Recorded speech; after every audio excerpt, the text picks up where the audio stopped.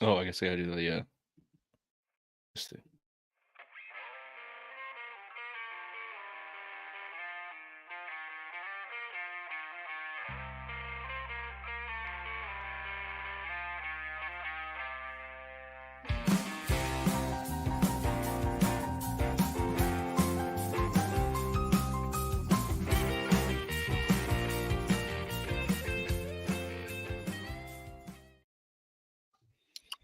Yeah, it's not that difficult. Yeah. You just Whatever. click it. I mean, sometimes it's just really more of the pressure. He seems like he doesn't handle pressure well. No, he really gets broken up when we're even just looking at him funny when he has to read. So Reading's hard. reading is a little bit tough. Remember when the kids couldn't read in school and you had to sit there and fucking grit your teeth through that bullshit? Today, Junior. Oh, that was so bad. Oh, Christ. I mean, no one likes reading in public speaking and all that, but know your strengths, know your weaknesses, kids. God, fucking teachers. Just just bring that kid to the side here, okay?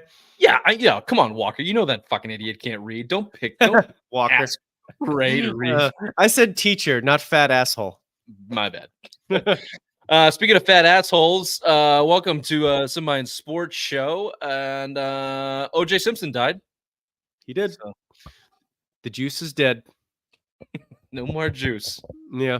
No more juice. He had such a promising post-playing career until he allegedly killed people. Allegedly. Still went to jail. Was he not in jail when he died, or did he get out? He got out. Yeah, because he went to jail for the memorabilia thing, right? Yeah, didn't he? Yes. Well, he was in jail in Florida when he wrote the book, If I Did It. Yeah. Or how I would have done it. And then he went and stole all his shit in Vegas. And I think he went to jail. I don't know. He's a criminal. He's a murdering criminal. He's an asshole. Yeah. He's a great running back. Also, big piece of shit. So he's dead. It was a nice meme of Aaron Hernandez and him doing, the Paul Rudd meme. It's like, hey, look at us. Look at us. It's like Aaron Hernandez and O.J. Simpson. Anyway, speaking of dumb fat assholes, let's do some opening takes with Somebody Sports Show where we talk Boston sports, latest and greatest. I'll kick it off.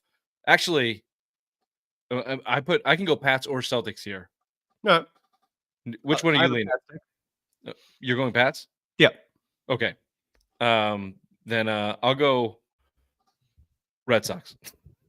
They suck. They're absolutely atrocious. Confirmed first couple weeks of the season. West Coast sports doesn't matter. West Coast baseball certainly doesn't matter. The Red Sox blow. They have hit somewhat of a trifecta of ridiculousness. Trevor Story goes down. Pivetta goes down. Francona ditches their ceremony at the last second. Alex Cora doesn't want to be there. They're just an atrocious franchise. So we'll touch on that a little bit. I know Bobby Baseball is not the biggest fan, but we'll do a little Celtics talk as well. The core commitment, Drew Holiday signing, and heading into the playoffs here. Just a few short days. We'll be in the NBA playoffs.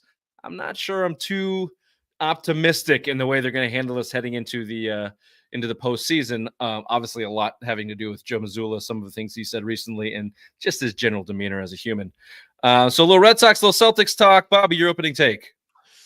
Do not believe the J.J. McCarthy hype. The Patriots will not be drafting him at 3. Don't believe any of the smoke screens, okay? The draft is a foregone conclusion at this point. It's going to go 1, Caleb Williams, 2, Jaden Daniels, and the Patriots will be drafting Drake May with the 3rd pick. That is my belief. That's their guy. They're going to swing for the fence for the guy with the highest ceiling, the one that is the opposite of Mac Jones. Before they went for someone with your high floor. Now they're going to go for someone with the high ceiling. That's what I believe, and I think that that's what's going to be. Don't worry. You don't have to deal with JJ, folks. That's a bold statement, based on a lot of the information that we're getting from the Don't believe it. There down in Patriots camp. We'll talk about that. Here's what I think. Nobody knows anything and everybody blows. Nobody knows and everybody blows. That's the title of the show. I hate this talk. I'm so sick of the Patriots quarterback talk. It sucks to suck. I really wish they didn't suck so bad that we had to talk about franchise quarterbacks and failing at picking them. But we'll talk about the draft. It is 2 weeks away. It's coming up.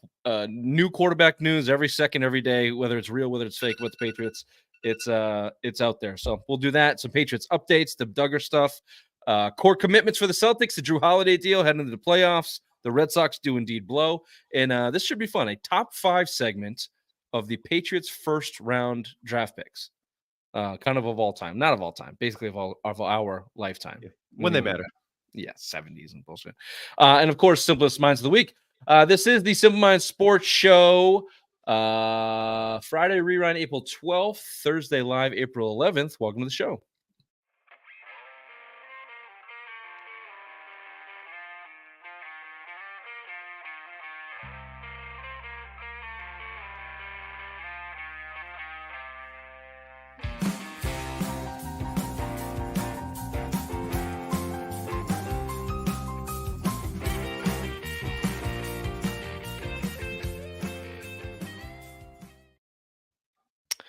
If you're watching on YouTube, you're welcome. Looking devilishly handsome tonight. If you're watching on your preferred podcast platforms, wherever you listen, whether it be Spotify, iTunes, remember to rate, subscribe, review, tell your friends. As always, tell your mothers. All right, I do want to monkey with this just a second. Monkey away. Shift 5, shift 3. Oh, getting the hotkeys. Look at you. I'm hockeying it up. Although I don't know how to put you in like the main. You're just never going to have the spotlights in it. That's too bad. I might have to figure that out. I might have to figure that on the fly. Let's do a little Patriots talk. Nobody knows, everybody blows. The Patriots draft and their updates. I'm going to start with Merrill Hodge because I've been laughing for a number of days with Merrill Hodge. It's like taking advice from Antonio Brown. The man has severe CTE. Okay, he got fired from ESPN because he was a fucking idiot. I don't care. I love him. God damn it. I love the commentary because I agree with it. Basically, is why I love it. I think they all suck. This is why I've been against taking, and they might not all suck, but they're certainly not worthy of the number 3 pick and the importance that the NFL has put on the quarterback position, the insanity that goes around it with teams that come into the drafts, especially shitty teams that don't have quarterbacks, and knowing how important it is. And then just, the media uproar and this complex to push the draft and these draft picks and to make it a media event more than a football event just drives these narratives for these quarterbacks way too much. And look, they're not going to meet those expectations. There's going to be upwards of 6 quarterbacks taken in the first round, 5 of them potentially taken the first 5 picks. One of them might be good. Just go back to Mac Jones' draft. One of them is a starter in the league at this point, 3 years later in Trevor Lawrence. The rest are almost out of the league. I guess Justin Fields technically, but he just lost his job to the next guy, Caleb Williams, who's going to be drafted. So it's why from the beginning I have said trade out, get some draft capital, find your quarterback in the first round, but later in the first round, do your research. Because the 5th guy taken has just a chance of being successful as the 2nd guy taken in this draft. And you're in such a bad place that you need high-end talent at left tackle and wide receiver specifically. And this draft just so happens to have a lot of that high-end talent, but most of it will be gone by the time you're out of the beginning of the 2nd round or so. So I've always liked the idea of using that trade number 3 pick as a trade bait to draft out. Because as Merrill said, if you Drake draft May, that's a guy that'll get you fired. Well, getting Gerard Mayo fired might be a benefit to us. So Fair. That could be a selling point for you. Maybe he's going to come in there and do his job. Or, I mean, first of all, we could have just kept Mac Jones. He got the greatest coach of all time fired. So that's Mac Jones is the GOAT of coach killing. That's not an unfair statement. Although Although, if it's not Drake May and it's JJ McCarthy, Merrill Hodge's take on that is, Yeah. he is high on Jaden Daniels. That's the highest that he's on outside of Caleb Williams, I guess. But that's what it's boiling down to. So now you hear the Commanders are in on JJ, the perfect prospect. Way to, you were ahead of the curve on that one, Bobby. Weeks. I mean, it's just I could see it's just how NFL GMs think. They're scared. They're gonna do. He won the national title. They're scared. You can't say if you know as a GM, like I drafted the quarterback of the high profile team that just won the national championship. Look, he had no red flags. That's one of those things you could do as a safe pick and say, what else was I supposed to do? It's not my fault. He failed. It was the coaches. They fucked up. They didn't support him. They didn't do da da da da da. It's just, it just feels that way. Yeah. Here's a couple points that are starting to ignore me. So it's rumored, and I got some quotes here from Schefter and some of the beat guys, but basically it's coming down to it, the number 3 pick, JJ McCarthy or Drake May. It has been that way for a number of weeks now. Drake May falling in people's kind of eyes and mock drafts and what have you. JJ McCarthy rising, but you listen to any Patriots guys, they're high on JJ McCarthy. They're a little iffy on Drake May, but it's basically coming down to those two guys because most people think Jaden Daniels is still going to the Commanders. What's starting to bug me is the commitment that we're hearing out of Patriots camp of how committed they are to the number 3 pick and taking a quarterback at number 3. Oh, that's happening. They're not trading. It's really starting to aggravate. That alone is starting to aggravate, not leaving your options open to get back in the first round.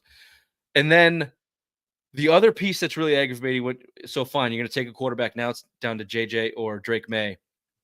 If I hear one more person say swing for the fence, high upside, that's why I want Drake May, I'm going to lose my shit. Because does he suck or does he not suck? Okay, I get it. He can throw the ball 100 yards down the field, but what does that mean? There's been a million guys that can throw the ball 100 yards down the field. Everything else you hear about him is, he misses 6 straight passes to the flat, throws it into the cheerleader's lap, and then he throws 40 yards down the field and drops it in a bucket. And I get he's super, super young and a lot of room to grow. The cliches are starting to fucking drive me. Just the quarterback talk's driving me insane. How much can you talk about it? We've done it every week. I don't have any more to say. I don't want either of them, but if they're going to take one and you're going to make me pick, I'm going to shoot myself. I'd rather shoot myself in the chest. They're both cliche ridden. They're just cliche ridden for different reasons. It's whereas JJ, it's all about winning, consistency, mentality, attitude. Drake May is all about that. He's got every single tool that you would want if you were to build a quarterback. He'd be like he is 6'5", 225. Durable, all those things. At least with Drake May, I mean, I would in New England, I'd rather have the bigger, stronger prospect. I'd rather have that guy. I think at least from of how you're going to succeed. He was in North Carolina. It's kind of a shitty program. They really didn't have a lot of good players. He kind of persevered through. You kind of hear about his family. It seems like he's from a really athletic family. His father was a pro quarterback. And you just kind of like look at some of these things. It seems like he'd be able to cope and like he would be okay with going into a situation with is New England where they're not going to have everything ready made for him. It feels like to me, I would much rather have him because at least I'd rather have the potential than someone that probably has more of a capped level of potential than your JJ if we have to stay at 3. My thing with the trade out too, I'm fine with the trade out. It's just if I trade out, I say just draft all players. Like don't even bother wasting a high pick on one of these other quarterbacks because if you have an opportunity to get a quarterback in the first round, just get a better one than trading back and just getting any guy. Then I would just rather just spend your picks on the players and just do one whole draft loading up on outfield players and then just go from there. I don't actually mind that either. Everyone is dead set and you have to draft a quarterback. You have to draft a quarterback. Just let Big Black Hoyer play for the year. Yeah, like are people forgetting that this kid's not going to play? This is why I hate the draft talk. Because people are forgetting. Look, the season has started. Players are in camp right now. They're showing up to the facility, and the guy starting in week 1 is Jacoby Brissett. Your floor as a team is 6 wins. That's what you're going to be watching this year. Whether it's Drake May or JJ McCarthy or Jaden Daniels, it doesn't matter. You're going to have to watch a football team quarterbacked by Jacoby Brissett with Kendrick Bourne right now as your number 1 wide receiver. And maybe that's why people like draft talk on shitty teams because it distracts you from your shitty team. It is a big distraction, yes.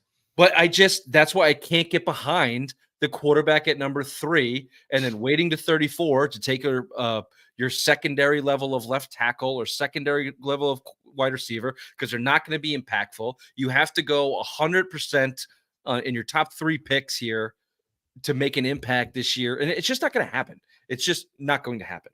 So I just, you have a perfect opportunity. It's a quarterback heavy draft. People are very high on these quarterbacks, but there are question marks that everybody has alluded to and agrees with. There's a good chance 4 out of 5 of them aren't going to work.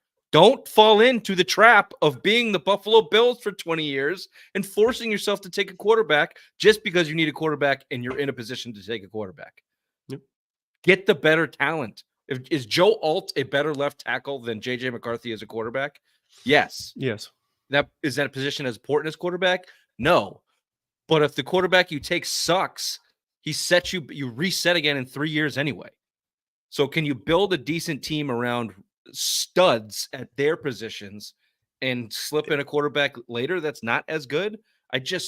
Logically, that just makes so much more sense than hoping to get lucky with the number 3 pick in Drake May, which is what they're doing. Yeah, they're putting their whole season on it, and it's when you look a little bit further at how the Patriots are operating, they're not looking to operate to have like a massive roster where they're looking to pay a lot of players. They don't want to do that. They want to have one guy. They want to have just the quarterback and have they want to try and rerun the dynasty how it was. They want to get their star quarterback, have him drive the bus, and then run the Green Bay Packers operation around it, draft and develop, blah blah blah blah blah. That's kind of how they want to do it. They're not going to do this. They don't see themselves as the destination. They're not going to want to try to bring in free agents. That is so how well they're and good if you want to do the Green Bay quarterback, but you went from Brett Favre to Aaron Rodgers to Jordan Love. Aaron Rodgers sat for 3 years. Brett Favre didn't come in as a rookie. He was traded for a couple years in the league. Jordan Love sat for 3 years. Like, you don't have that luxury behind Jacoby Brissett. He only signed for 1 year. So it's just not going to be apples to apples. You're not, I don't see it. What happens if they play Brissett all year and then next year they literally have no quarterback because he leaves? He's like, I'm not resigning. This year blew. You let me get crushed behind this shit offensive line, and the Patriots, and then Bailey Zappi is still then their only quarterback under contract. Zappy's just sitting back there on this pile of shit, smirking. That cocky little smurf. I'm just gonna wait this out. They're gonna have to play me. Zap Daddy's got nothing but time, baby. Brissett's someone's gonna shatter his tibula first play, the first game. Here comes Zappy. Fucking Zap Daddy. 11 for 31 for 191 yards, a touchdown and 2 picks. Here we go. Adam Schefter on moving back for the Patriots. Not looking good. A lot of people are talking about New England moving back out of that spot. I don't know about that, Schefter added. I'm not going to tell you that it won't. Of course, they would for the right offer, but I think it's going to be challenging. I think New England, here's the important part. I think for New England to trade out of the spot today, 2 weeks out, it's unlikely to happen because they're going to have to move back into a spot where they would lose out on the quarterback that they want, and they're going to have to be a team that has to give up a lot to get to number 3. So I think for the first 3 teams, stay where they're at in all probability, and I think all probability it goes Caleb Williams, Jaden Daniels, and then New England's choice of quarterbacks between May and McCarthy. However, any Washington Husky fans out there, I saw this mock draft today. Yeah. Stay with me here. Yes. You do the trade with Minnesota. So you trade 3 for 11 this year, 23 this year, a 3rd round pick this year, and a 1st round pick next year. Okay. So now you're sitting at 11 and 23 with an extra 3rd this year. You trade back up from 11 to 8 using that 3rd round pick you just got, or maybe your own because it's a better pick. At number 8, you trade with Atlanta. You take Odunze from Washington, stud wide receiver. Now you're sitting at 23, and up comes offensive lineman, offensive tackle Troy Fautanu, who, I'm not a big Washington college football guy. I don't have a lot of scouting reports on Troy Fautanu, but he's an offensive lineman. Considered a very good offensive lineman in the draft this year. Projected to go 1st round. And then you trade back up again to the 1st round from 34 to 31 using some type of 5th or 6th round combo, potentially a 4th it might take, and you take Michael Penix Jr. Your trifecta of 1st round picks coming from the second best team in the nation, the Washington Huskies. Your offensive trifecta, if you will, left tackle, quarterback, and wide receiver, all coming east from Steve Belichick's Washington Huskies. What say you about that, Bobby Bukaki, our college football expert? Yeah, I mean, just like I said, I have no problem if they trade back and if they get a receiver and a lineman, but I wouldn't then use the premium pick on the quarterback. I would just take another position player. And the first two players are fine. There's a good receiver and a good lineman. So it's just with the other pick, then I would just take another lineman or another receiver. But so what you're saying is then you're assuming that McCarthy and May specifically are that much better than Penix. Yes. Got it.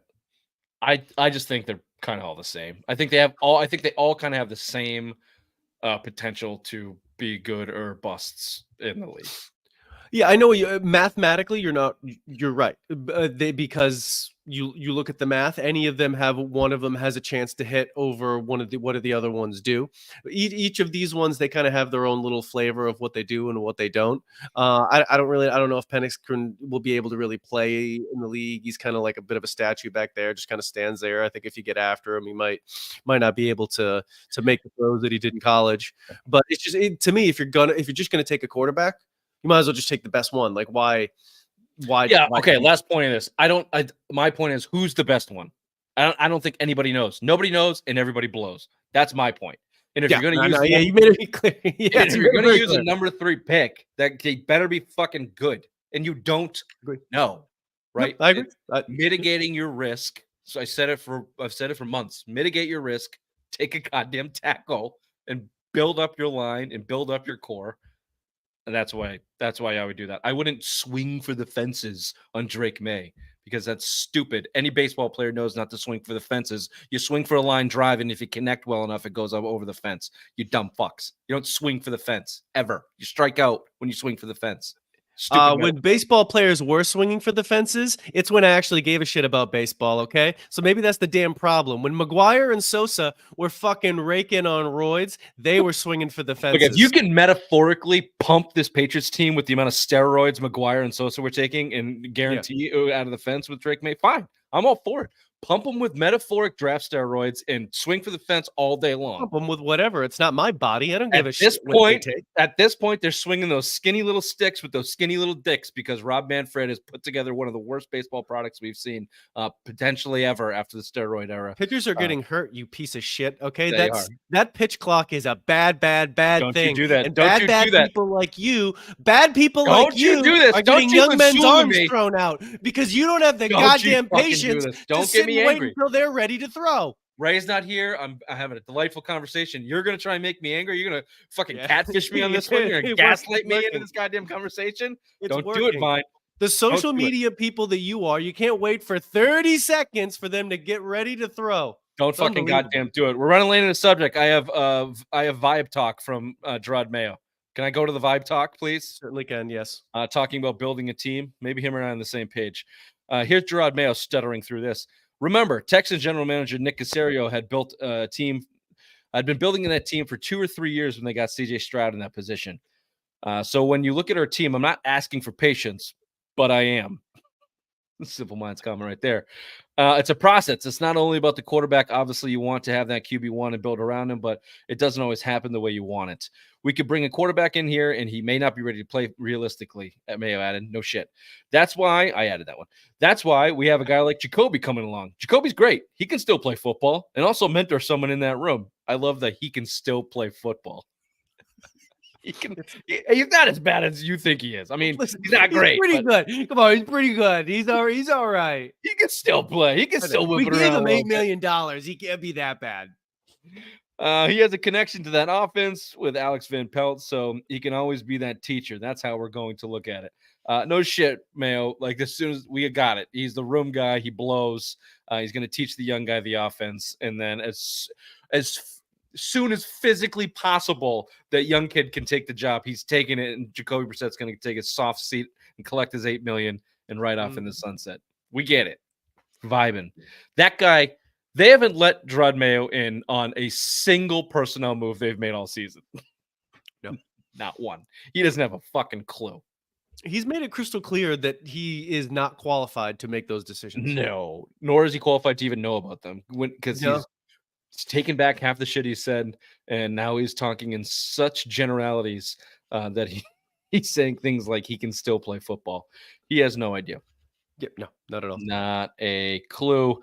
Okay, I'm going to skip this potential second round pick talk and just go right to the Kyle Duggar extension.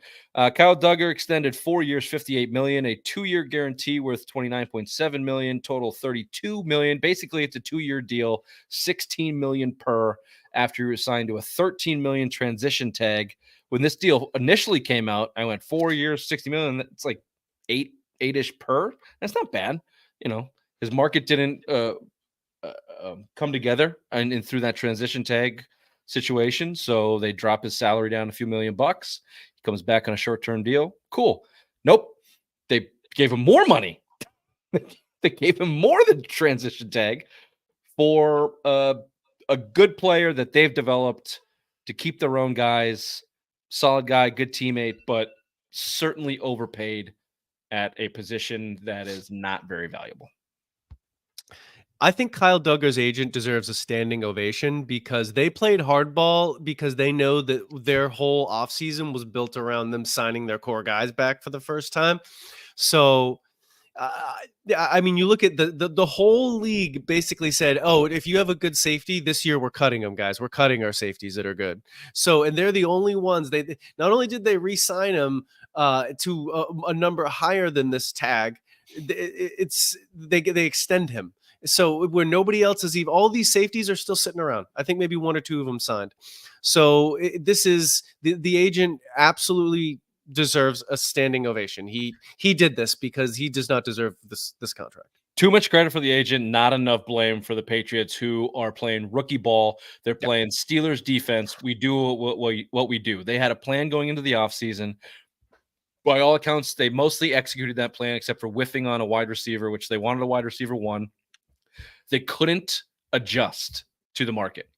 This was also a unbelievably generous market in offseason for veteran wide receivers, between Keenan Allen going for a first-round pick, Mike Williams just getting dropped, all these other, T. Higgins trade block, Stephon Diggs going for a second-round pick, plus shit back in return for the Bills.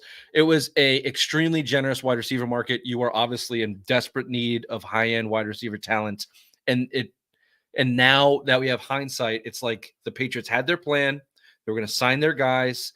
They had a tight window of wide receivers that they're interested in. They're going to try and spend some money on that. When that didn't work, they couldn't adjust on the fly because they're inexperienced playing rookie ball down there. And this is why JJ McCarthy is coming here, because they're just playing as safe to the line as they can play with what they know. And what they know is very minimal compared to the rest of the league. Yeah, it doesn't look good for young Elliott. I don't know if they have something up their sleeve. So first, no one's going to do the Bills Texans deal with the Patriots for these receivers. If the Patriots come calling for their wide receiver, I'm going to be like, yeah, that's great. We'll take a second round this year and a third round next year, and then you can blow me. Fuck you. Yeah. Not going to get that deal. The teams are going to use the next couple years as a casual fuck you to the Patriots for their 20 years of success. They're just going to let them stew in it for they'll be like, figure it out on your own. No one's going to help the Patriots get better. Yeah, that, and they're going to take advantage of the inexperience and no one there to play hardball back. Yeah, pretty much. There's going to be there'll be no sweetheart deals, because also our GM doesn't have any cachet out in the league like Belichick used to get. He used to get sweetheart deals from some people because of whatever it is that he's done throughout the years. Yep. Nope. It's going to be tough sledding for Mr. Wolf moving forward. They're gonna have to overpay. People don't want to come here. Your team sucks. So yeah, you're gonna have to be a little bit. You're gonna have to swing for the fences, as they would say. That's why Drake May's coming here. Yeah, we'll see about that. All right. Well, there you go. That's the Patriots talk. We're gonna switch gears, go over to headlines with the commish. That's me. Oh, I don't know where the audio is. Oh, see, I was a little bit A little bit. There we go. Not that hard, Ray. Headlines: the Celtics had their winning streak snapped by a desperate Bucks team, 104-91. But don't worry, because Joe Mazzulla feels holistically full and plans not to change a single thing in preparation for the playoffs. That should make you feel pretty good. This is how you turn that down, too, right? Just right there. See, there's a little slider there. Just turn it down. The Red Sox prove yet again the West Coast sports are meaningless as they get curb stomped on and off the diamond in their return home. Trevor Story for the season, a non-competitive game against the Orioles, and Tito Francona spits in the ride just a couple hours before he's about to take the field for a 2004 celebration. The Red Sox are in shambles. The Bruins play hockey, Bobby. Not for long, though, as the playoffs are about to start. They're good. Lightning on the first round, and Bruins season is about to be over, so savor it while you can, hockey fans. And lastly, free Ohtani. The federal investigation has found Shohei Ohtani completely innocent of any wrongdoing in the multi-million-dollar illegal gambling scheme in California. His interpreter, best friend, and fall guy, Ippei Mizuhara, is scheduled to plead guilty on charges for theft, federal charges for theft and fraud. He probably will face many decades in prison and not see a single year of it. They'll export him back to Japan. We'll never hear from him again with a bag full of Ohtani's hush-hush money. A trust fund has been set up in his name. There you go. And finally, on this day in sports, 1947, Jackie Robinson became the first black player in Major League Baseball history, playing in an exhibition game for the Brooklyn Dodgers. In 1966, Emmett Ashford became the first African-American Major League umpire. And in 1980, Gordie Howe played his final NHL game at the age of 52 years old. You old bastard. This has been Headlines with Kamish.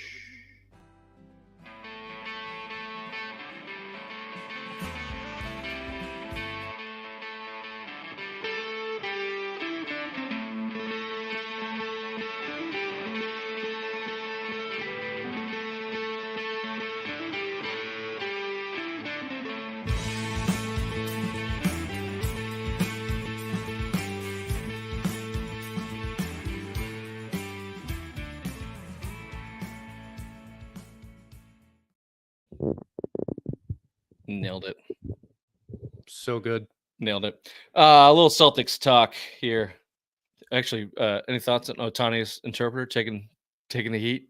That was always going to happen. Ohtani completely free and clear. Even though I don't remember what the evidence was, but it actually kind of didn't look great for Ohtani. It was actually kind of sketchy.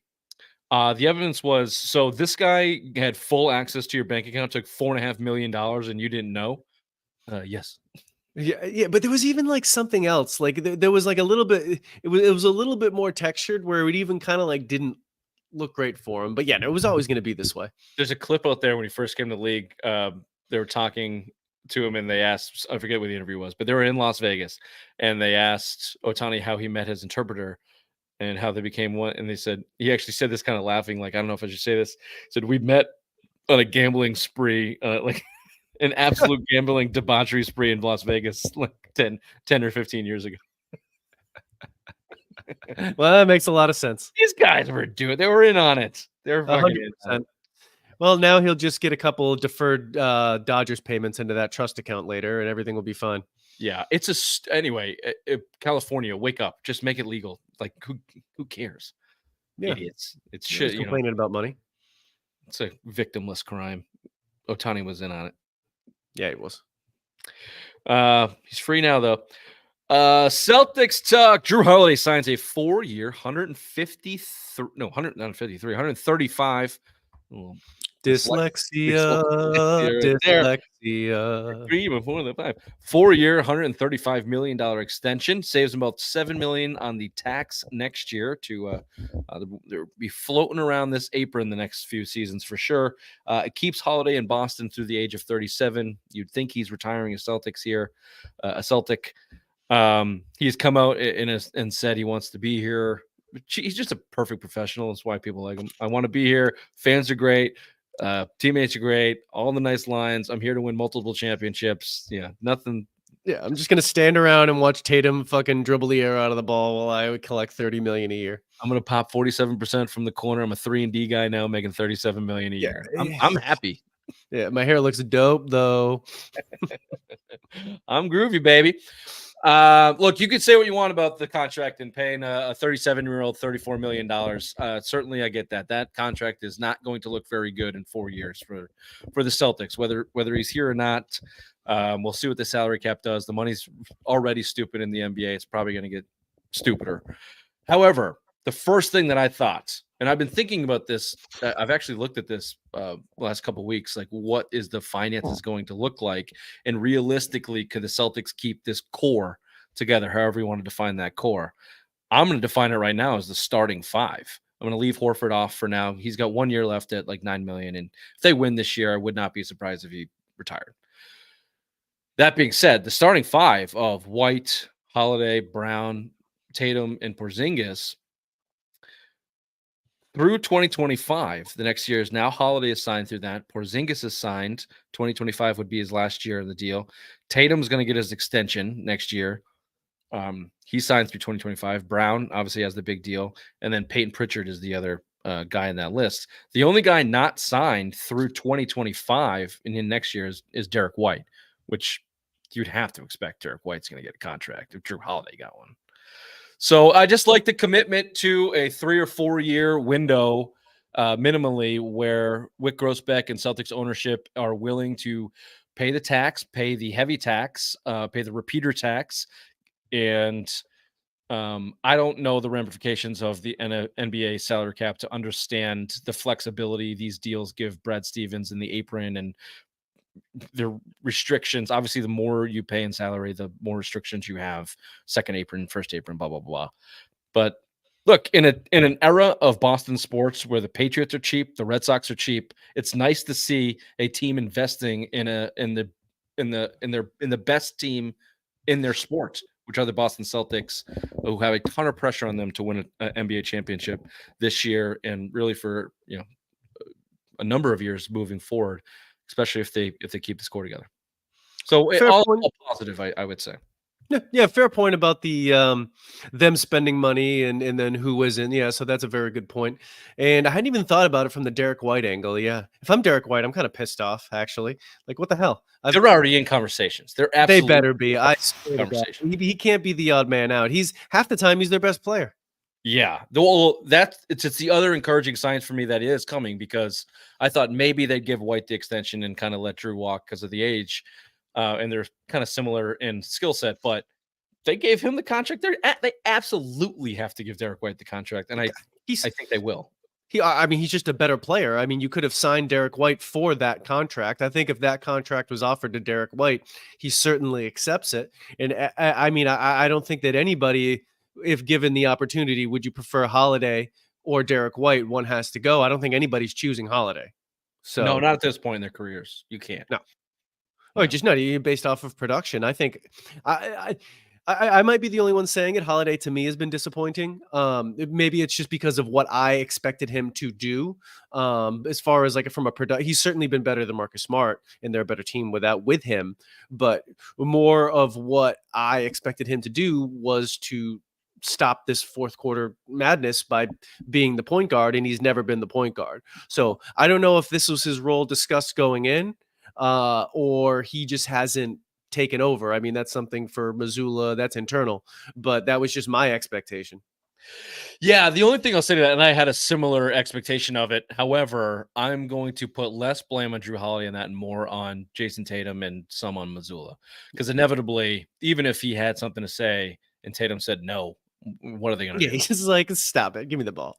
But I think the Celtics' biggest improvement in that category in terms of focused and not getting pushed around, that type of thing, is yes, they've certainly blown some leads, and as of late, we've railed on them for it. But most of the season, they didn't blow those crazy leads like they did in previous years. And even if they took a bad L, they came back immediately most of the year and went on another 10-game streak. So maybe that's a Drew Holiday effect. And certainly the absence of Marcus Smart alone in the distraction of his fake fucking camaraderie bullshit. It's the only thing about the season I truly like is him not being around and like basically being injured and looking fatter. Yeah.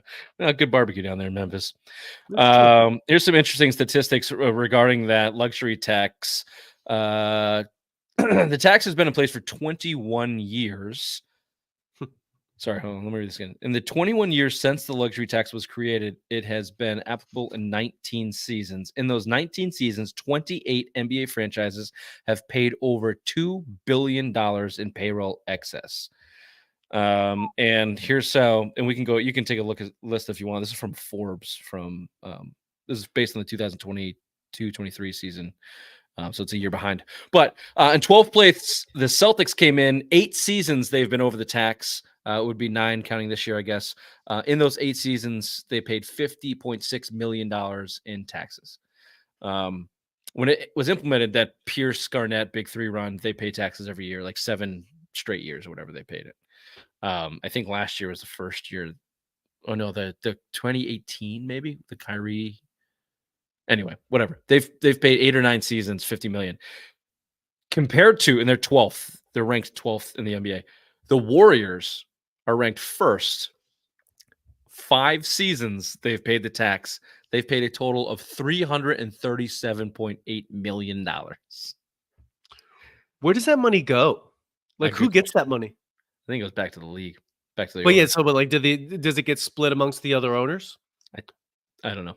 I really Like, don't yeah, know. like that's I just find that because that's a lot of money. So the other owners basically just take that into some profit sharing program, or does it get redistributed in the league somehow? I mean, the players obviously aren't seeing that money, but I'm just curious because that's a lot of money. It's a lot of money. It's a good question. I know baseball and their profit sharing is split between most times that type of stuff is split between the owners. They just put it in their pockets probably. Yeah. The list is pretty good. The Hornets and the Pelicans have never paid a luxury tax in their entirety. That makes sense. This one made me smile. Okay. So the Warriors, 5 seasons, they've paid over $300 million in taxes. They have 4 championships. The Nets are second place on this list. They have paid taxes in 7 seasons. They have paid $297.8 million, and they have 0 championships. The Nets are a hilarious franchise. The Nets are the only reason that Danny Ainge has this fucking mystique about him because he pulled off that ridiculous trade. It's like he probably there was no way he thought when he called those assholes that they were going to say yes. No, he was swinging for the fences and he connected. Yep.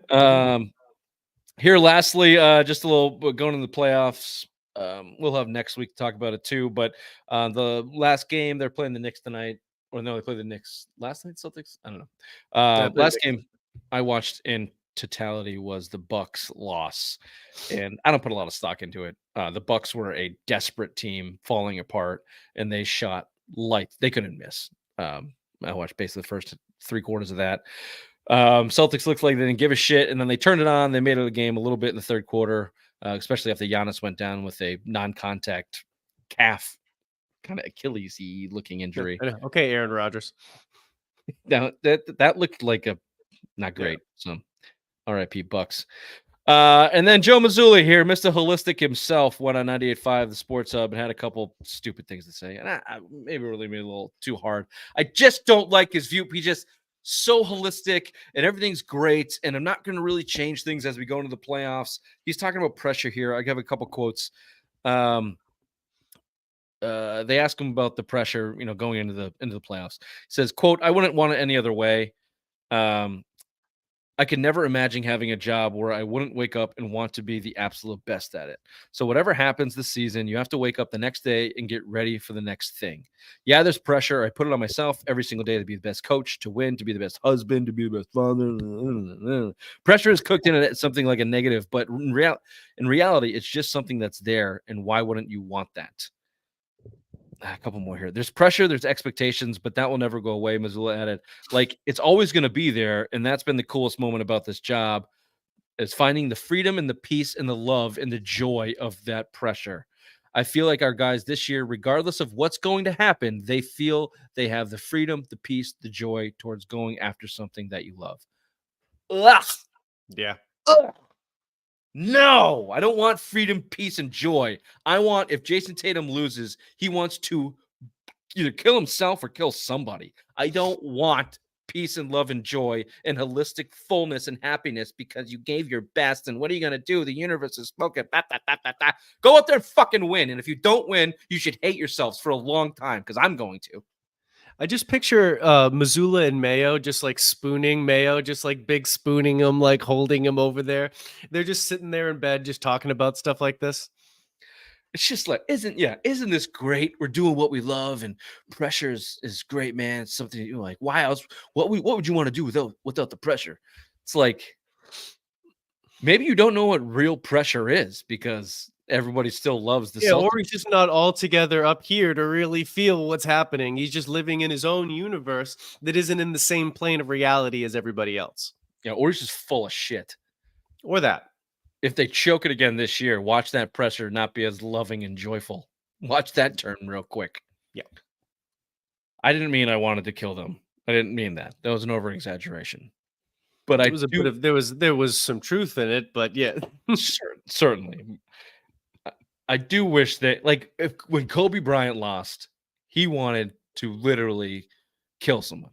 Like, and that's an exaggeration, but honestly, it takes that level of maniacal, like, concentration and commitment to be that regularly successful in professional sports. Like, it's documented. You look at the regular success of these people, that's what they are. They're just competitive beasts. Yeah, it's like, and I just don't think, I think everybody has a little bit of that in them, but not everybody can access it. I think Tatum wants to win. I think he works really hard. I think he's competitive, but at the end of the day, does it like just destroy him? If they lose in a game 6, is he just destroyed until the next game 6 he's in, or is he pissed and get over it in a week or so in Barbados? With Tatum, I kind of almost feel like he just worries about what people think about him too much. Like I agree with everything that you said about that he wants to, like, all these things, but like in order to get what you want as an adult or a person, sometimes to get what you want, I have to piss off you. Because you want something that doesn't align with my interests, but I don't give a fuck about your interests. I only care about what I want. Yeah. And I think with him, that's kind of what I feel it is he doesn't want to ruffle any feathers in order to get what he wants. That's an interesting point too, because I've had this thought that especially in like close games, he's doing what he thinks he should do as opposed to what should be done, and that very well just could be immaturity. And he's 25, 26 years old, and he's doing what he thinks he should do in those moments because that's what he's seen his idols do, and he knows he's the best player, and he can't quite identify what needs to be done, whether that, to your point, pisses somebody off or isn't right, in his mind what it will look like, and he's forcing, and in those moments he's forcing things a little bit. And look, the thing to look forward to is the Celtics are so good that they could just go win a championship on talent. They could. I don't think they will. I think they'll need to earn it through a couple close games and some metal there. But if they do get over that championship hump, it could open the floodgates. That type of thing in the NBA opens the door through confidence and experience and that type of thing. Oh yeah, well, if they pop their cherry, they're going to keep at it. They're going to keep going back to that well. Then they could rip off 2, 3, 4, whatever it is. They could have their little run here. It's all out in the open for them. There's not going to be anybody else to stop them that we see as an upper comer. So that's kind of how we got the Nuggets last year. There just isn't that like team right now. It was supposed to be the Celtics that started last year. So their run is there. They could have it. It's just whether or not they choose to do it, or we're just going to have this strange, every other weird couple teams that just get chips. Kind of sneak through. Yeah, especially if Wick's willing to spend on that starting 5. They keep those guys together for 3 or 4 years, then they got some potential. Okay, quick break.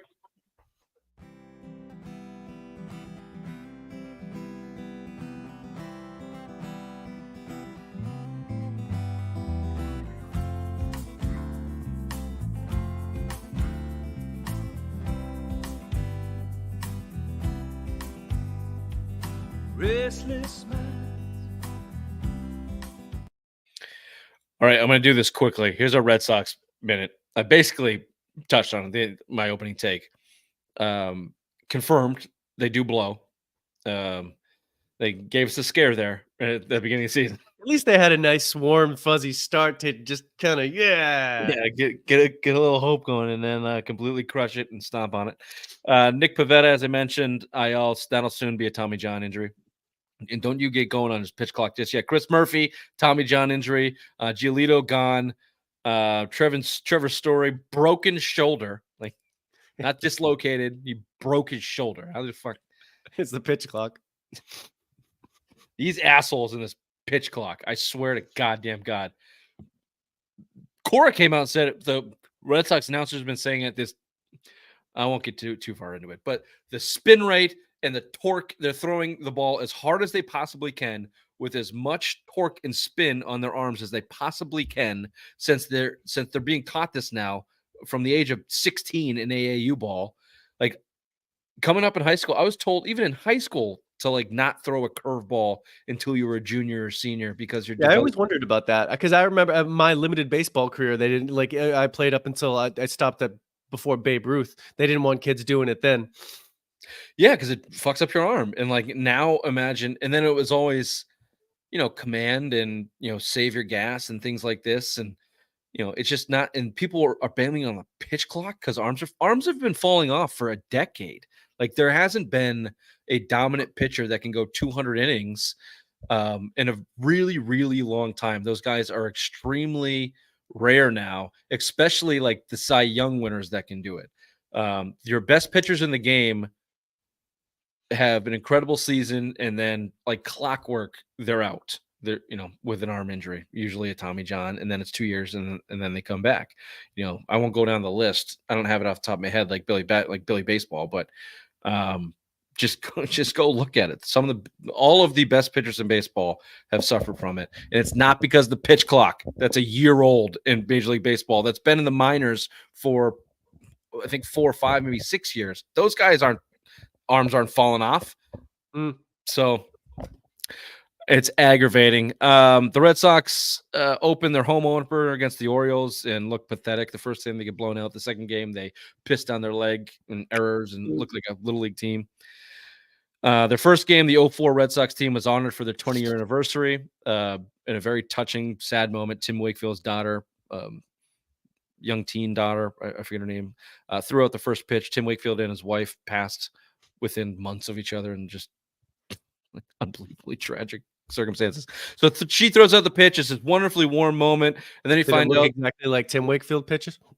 She did show somebody how to throw a knuckleball in some video I watched. She didn't make it to the plate, but girl. She could have thrown underhand. That might have helped. Got a Rookie of the Year. Come to find out, the night before, Terry Francona was in town with his 2004 squad that broke the curse, the greatest Red Sox team in history, down 3-1 to the Yankees. Everyone knows the story. The manager of that team, Terry Francona, was there to celebrate with his boys on the field until apparently they went out the night before. They all had a couple pops, and someone said something to someone, and Francona said, "Fuck you, I'm not coming." Pissed on Theo Epstein's shoes and didn't show up to the on-field ceremony the next day at Fenway. Obviously, a lot of animosity there after the 2011 chicken and beer. They just roasted Francona out the door. Just talk about a bag job. They threw him under the bus like you read about. So that was funny to see. And then everyone still hates Curt Schilling because of the Rhode Island thing. He's a generic asshole, and he spilled the news. I don't know if you know this, Bobby. He spilled the news about Tim Wakefield's horrible brain, fatal brain disease that he had. He spilled on MLB Network or whatever network he's working on. So all the Red Sox hate him. Derek Lowe said, "I'm glad he didn't show up. It's the best for all of us because Monday night we were all going out. Someone would have had a couple. Things would have been said. Things would have happened. It's best he's not here." Fuck you, Curt Schilling. This franchise is a disaster. That's your Red Sox moment. Any final thoughts on that, Bobby? No, you put it together very well for me. Thank you. One more quick break here. We'll do a little top 5, if you would.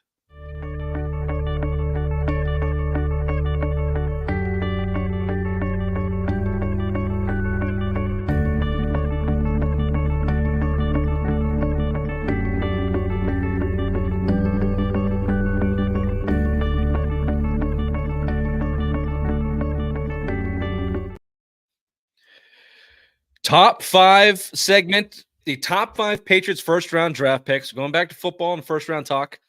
I like these segments.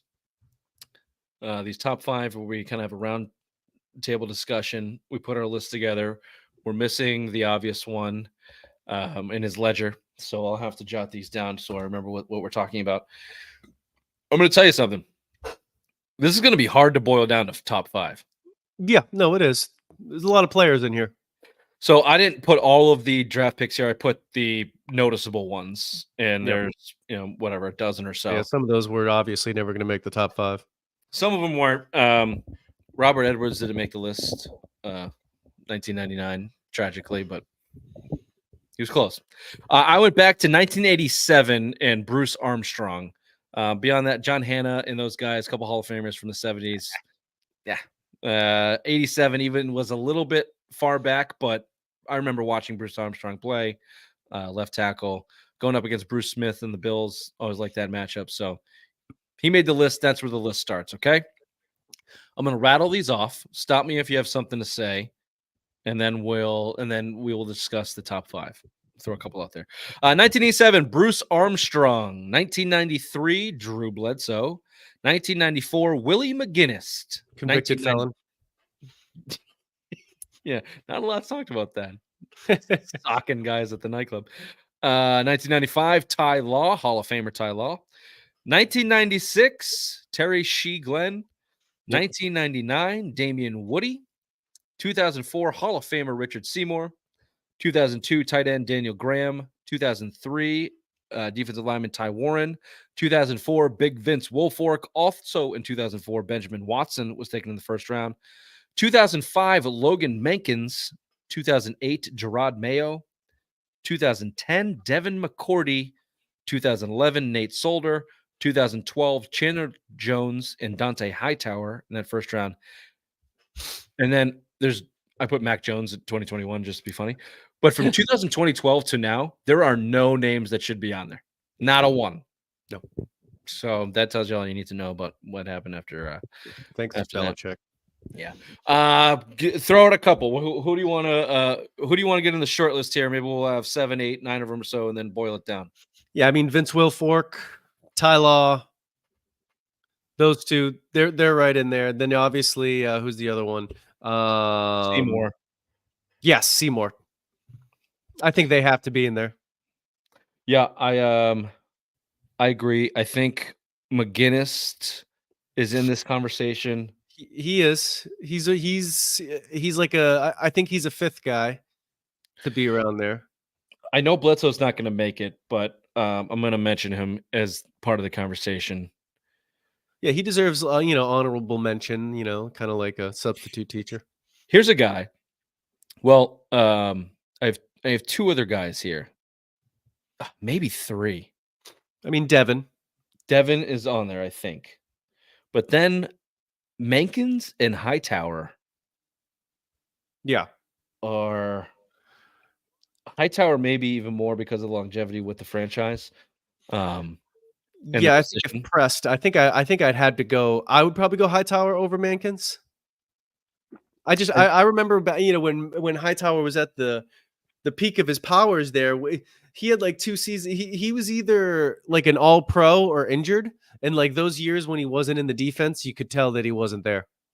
Yes. Yeah, I agree with you on that one. And Menkins, left guard, great left guard, really important. But they traded him and they won the Super Bowl. So yeah, exactly. He was a good, awesome player, cool guy.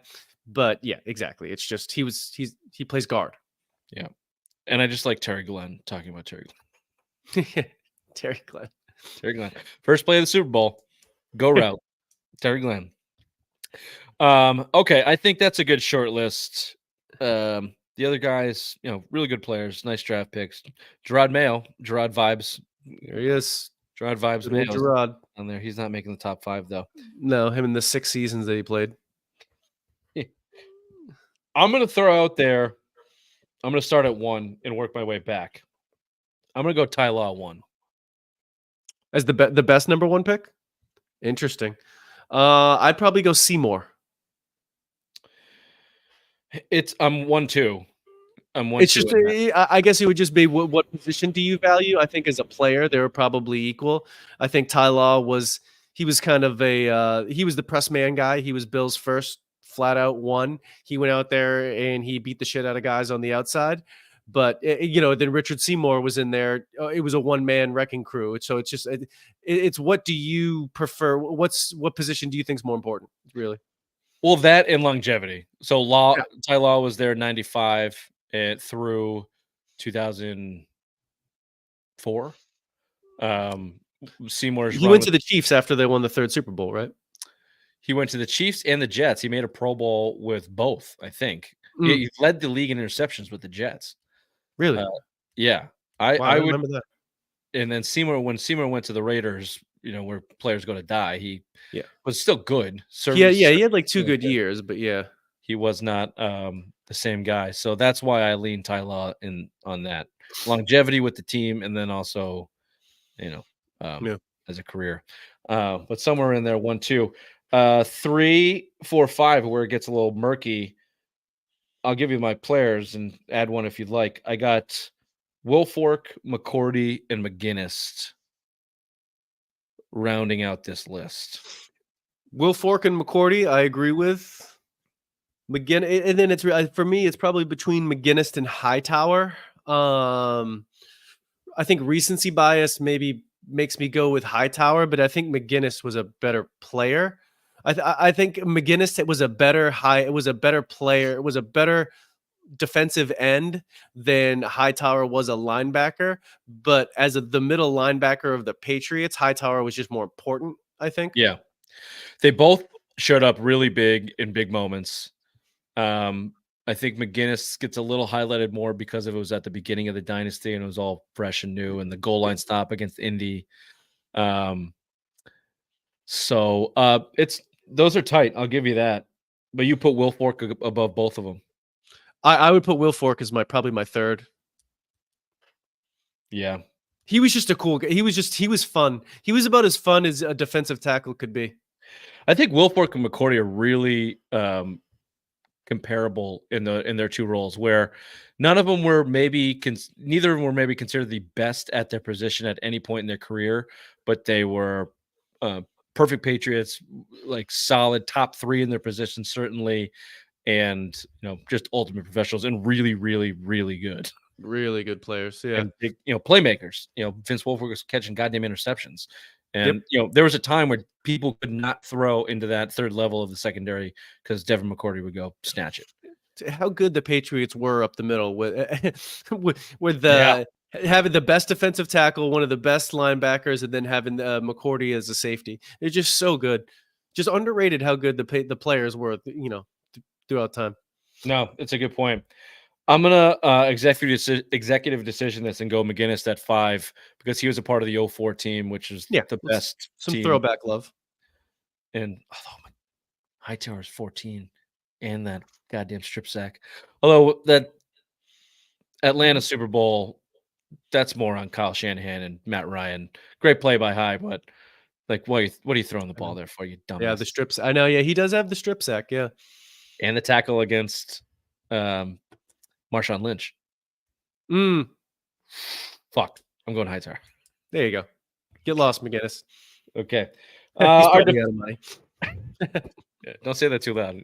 I'd like just a big fist comes across the screen. Like, oh shit, how'd you get hit, Willie? Our definitive list, our top 5. At number 1, Ty Law. At 2, Richard Seymour. At 3, Vince Wilfork. 4, Devin McCourty. And 5, Dante Hightower, the Patriots' current linebacker coach. Dante Hightower, vibing down there in Foxborough. So there you go. We're going to close it up with Simplest Minds of the Week right after this. Oh, back to school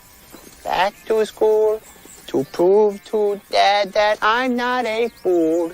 I will say, I don't know if you can tell by looking at me, I do have family members with Down syndrome. It almost got me. I dodged it, but it nicked me. Bit of a day walker myself. Are you stupid or something? I'm as stupid as a stupid does. Already got one candidate for Simplest Minds of the Week. Rashid Beautiful Rice candidate. is a pretty good candidate. Rashid Rice, wide receiver for the Kansas City Chiefs, Super Bowl champions, Kansas City Chiefs. Maybe formally. Maybe formally. Police issued an arrest warrant for Kansas City Chiefs wide receiver Rashid Rice for his alleged role in a multi-car accident in Dallas late last month. Rice's attorney confirmed he was driving a Lamborghini that was seen allegedly racing a Corvette on the Dallas area highway. I like to think, no, I know this isn't true, that the kid in the Corvette was a college football player for one of the college football teams down there in Texas. But when I first read it and didn't know that, I totally pictured this as a 1969 Stingray Corvette with the T-top and some fucking Texan with a big 10-gallon hat racing. Burt Reynolds. yeah, very Burt Reynolds looking guy racing the Lamborghini down the strip. Get the fuck out of my road, boy. Yeehaw, motherfucker. Just that would be great. Strange country. Take them Chiefs hat on back home. They hit the center median wall and caused a collision with several other vehicles. There are injuries and there are lawsuits coming. Obviously, that alone gets you on the list for being an asshole and a dumbass in Simplest Mind. However, a nice little interesting tidbit that Bobby brought to our attention this week in the text chain was left at the scene. Among the items recovered from the scene in the multi-vehicle crash involving the Chiefs wide receiver in Dallas last week were drugs, of course, 10.8 grams of marijuana, which, okay, a check for $16,500. It's interesting to me that there's a check. I know. Well, was the check made out to him? Did he write the check? I would like to know who the check was made out to. I'd like to know where it came from. I'm assuming it's a check from the Chiefs. Yeah, because I don't think Rashid Rice has a checkbook. No, definitely not. And does the NFL team still work in checks? Do they still hand out checks to their players? I would imagine that there's a direct deposit option. You'd have to think. Yeah. And 60, I don't know what his salary is. It's probably pretty low. He's a rookie. So 16,000 seemed low for me. Maybe it was maybe he was in Dallas to shoot like a promo and someone cut him a check. Sure. Could have been some sort of ad that he got the money for. Or maybe that 10.8 grams was, just a little off the top and he had just got finished doing a deal where commonly marijuana deals are finished off with checks. Very possible. Yeah, and then to top it all off, the last item left at the scene was a Kansas City Chiefs playbook. It's so great. What do you need the playbook for? Why is it there? He just has it thrown in the fucking Renna. Oh, it's so great. It's so great. We went to we rented a big house in Easter and a bunch of our friends came and there was this like pool table room, like a game room, and we hadn't gotten in it. And then we went in to go play pool, and there was a foosball table, and the whole thing was like just totally ripped apart. The whole room was kind of like a disaster. Like, Jesus Christ, what happened here? And the only person we'd seen go in there was our friend's like 2-year-old son. And we're like, was it him? And then we like look over in the corner, and his little Ninja Turtles mask was sitting in the corner. It's just like the smoking gun of evidence that it was him that destroyed the room. This is exactly what I thought of it. The Chiefs fucking playbook. It's like, wasn't me, officer. Well, you just fucked yourself and outed yourself to Airbnb. So if they're listening, whoever rented that place is coming right for that kid. Airbnb doesn't have that kind of tentacles. They can't catch me. They can't get me. Well, thoughts and prayers to Rashid Rice. No one died in that accident, so we can laugh about it. And good. Yeah, good. And we'll see. A lot of players have done a lot worse in Kansas City. Yeah, exactly. We have some comments here. We have some comments here. Now these are a little bit old. Let's run through a little bit. These are basically just my stupid cousins. Ray popped in. Bobby, new room. Sorry, I didn't see that. This year's draft, Jared Moriarty. This year's draft is going to be the sequel to Brady 6. We'll see about that. Go after Dak next year with your talent on your team for your first year's draft.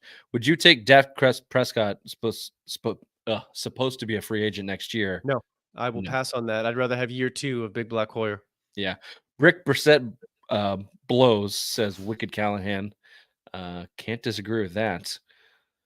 Better theory. Patch trade with Chargers for Herbert in the 5th round overall in the 2nd round next year. That comes from some moron named Patrick Mooney. That's just is not happening. I keep hearing this too, like in a little bit of semi-professional circles, that the Chargers are going to trade Herbert. Yeah. That's not happening. Come on, people. Jared goes on to say that's too complicated. My small brain can't make that theory work. Thank you. Yep, I'm with you there. No, there you go. That's the Mankins was a guard. Fuck that. All right, yeah, we kept him off the list. He made the short list. Sorry, Law broke Peyton Spirit. He's number 1 on the list. So you got your wish there, Mr. Moriarty. This has been the Sim Mind Sports Show, Friday Rewind, April 12th, Thursday Live, April 11th. Thanks for tuning in, boys. And Bobby, this was pleasant. This was enjoyable. Likewise. Yeah. We'll see you next time. See you. Bye-bye.